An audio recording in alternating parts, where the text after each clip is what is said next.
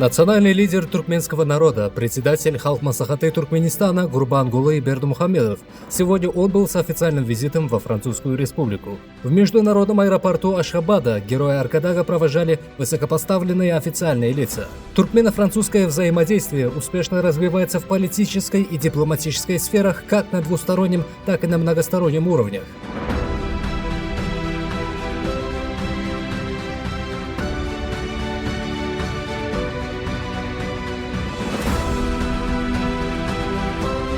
По прибытии в парижский международный аэропорт Орли, украшенный государственными флагами обеих стран, Гурбангулы Бердымухамедов был встречен почетным караулом и официальными лицами Франции. В ходе беседы с представителем французской стороны была подчеркнута высокая оценка Франции многостороннего сотрудничества с Туркменистаном и выражено пожелание успешного визита.